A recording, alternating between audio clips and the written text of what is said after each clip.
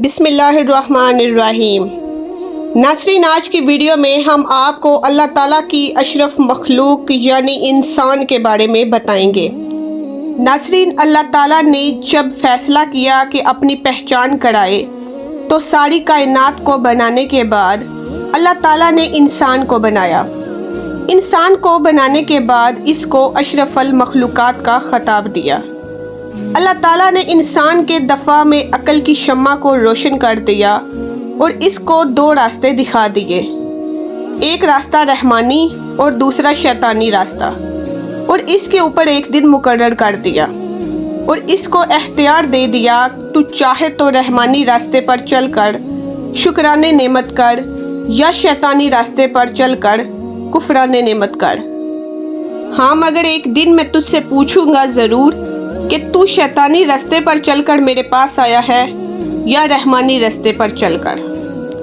اور اللہ تعالیٰ نے انسان سے 70 ماہ کے جتنا پیار بھی کیا اور اسے سمجھانے کے لیے 1,24,000 انبیاء بھیجے کہ میرا بنایا انسان گمراہ نہ ہو جائے، مگر انسان ذرہ سا اختیار ملنے پر زمین پر جال بچھا کر بیٹھ گیا، زمین کو کھود کر اس سے معدنیات اور خزانے نکالنے لگا، سمندر پر قبضہ کرنے کی کوشش کرنے لگا، سمندر کی مخلوقات کو پکڑ کر اس نے اپنا کھانا بنا لیا، بحر میں گوتے لگا کر اس کی تہ سے موتی اور مونگے نکالنے لگا۔ اللہ نے کہا تھا صراط مستقیم پر چل کر تو میرے پاس آ، تو اس نے پہاڑوں کو چیر کر اپنے راستے سیدھے کر لیے۔ شجر اس سے نہ بچ سکا، صحرا اس سے نہ بچ سکا، زمین اس سے نہ بچ سکی، آسمان اس سے نہ بچ سکا۔ آسمان کے پرندوں کو پکڑ کر اس نے زمین پر بسمل کر دیا، سمندر کی ہیبت ناکی کو چیلنج کر کے اس نے اس کی موج سے موج کو ٹکرا دیا۔ ہوا اس سے نہ بچی، فضا اس سے نہ بچی۔ اس نے ذرے کا جگر چیرا اور ایٹم کو نکال کر ساری دنیا کو خطرے میں ڈال دیا۔ یہ ذرا سا اختیار ہاتھ میں لے کر شاہ سوار براق اخلاق ہے، منزل قانون محال ہے، ناطق شب فضا ہے، امیر کائنات ہے، برق رفتار ہے، انجم شاہکار ہے، تہذیب کا دیوتا ہے، ارتقاء کا پروردگار ہے۔